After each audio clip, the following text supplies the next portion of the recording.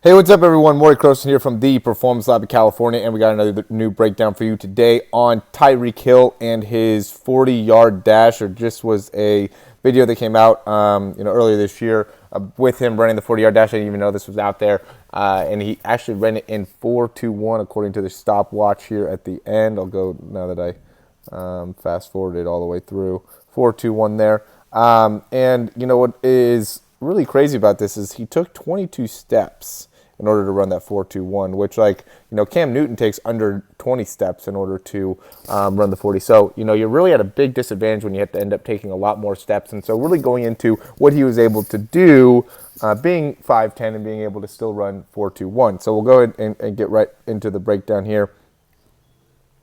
And, part of the big thing that he has and a big advantage of is coming out of the gate, he just has the ability to really stay low and maintain a good position there. So that first step, we could say, this isn't super clear, but we could say it hits at about 4.50, and then comes back off at about 4.67, maybe somewhere in there. So that's a 0.17 on the first step, which is really good. Second step touches down, probably about 4.68-ish. And then comes off at about 4.83. Oh, it's about 0.15. So pretty quick out of the gate. 3, 4, 5. Let's go 6 step. Let's actually look at 7. So the 7th step probably touches about 5.68.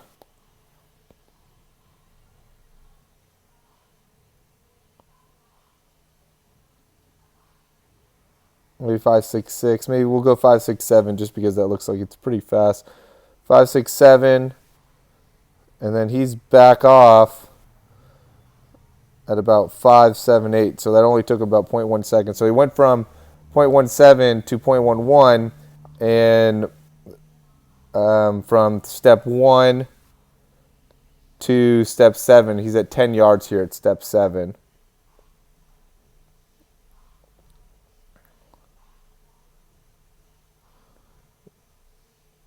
There we go. Boom. Now let's go here. This will be step 13. Boom. 6.80. This will be easier to see. And he's back off probably 6.89, right? So he's at 0.09 contact time. So he's still getting faster with the contact time. But really, what gets into where he's able to have a lot of success is, if we look here, so he gets off at 6.89. We'll look at the turnover. We'll touch also this one. 7. He's off probably about 7.08. So he probably has 0.08 on his left. Seems like he's a little bit quicker on his left.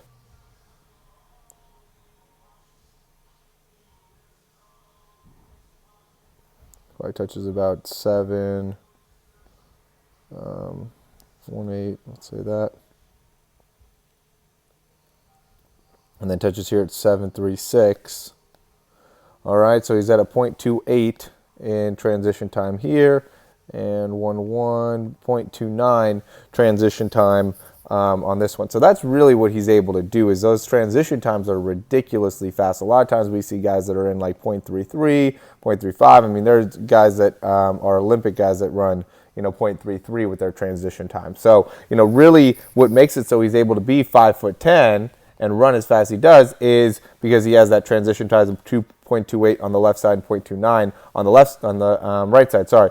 And so what makes it so he's able to do that so well? Well, if we look at it, let's look at here. Boom, he touches at 7.76. Whoops.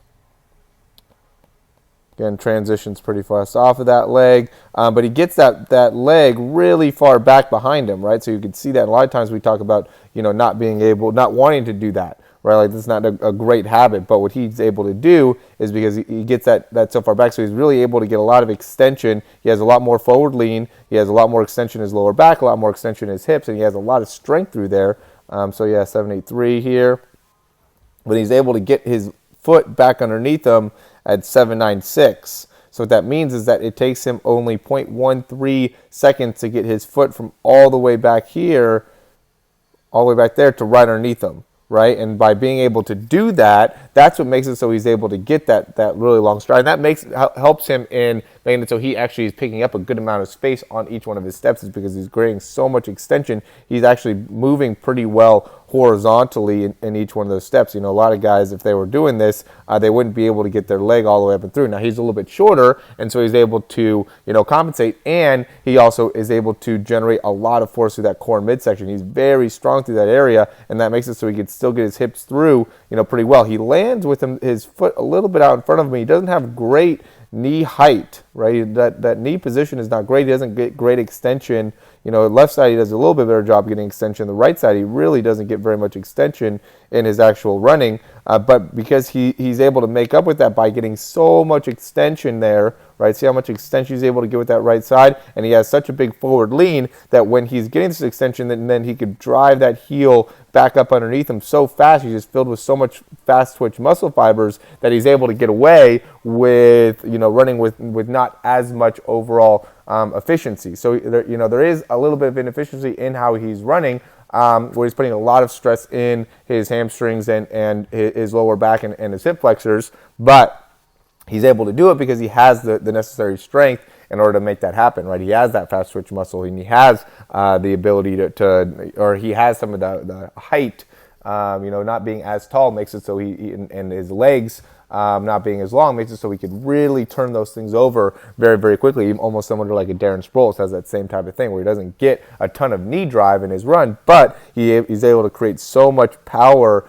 in that push-off phase that he's able to, you know, almost continue to accelerate, and then just combining that with having a very, very slow foot contact time makes it so he's able to run as fast as he is. I mean, 4.2, even if he's running 4.25, you know, even though there's a little bit of a difference. I mean, 4.21, 4.25, any of those numbers are ridiculously fast, especially, again, for the height that he is. So, you know, being able to do that really comes down to the amount of extension he's able to generate in the leg, and then from that hip extension, really being able to get that foot right back underneath him makes him just that much more effective as an athlete.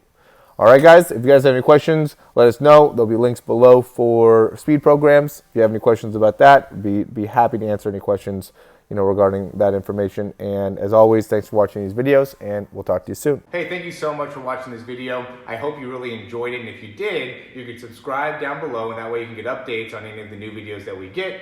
Also, if you want to, you can check out some of our other breakdowns for speed and throwing. We have exercises, also jumping mechanics videos, a lot of great stuff within our channel. Hope you enjoy.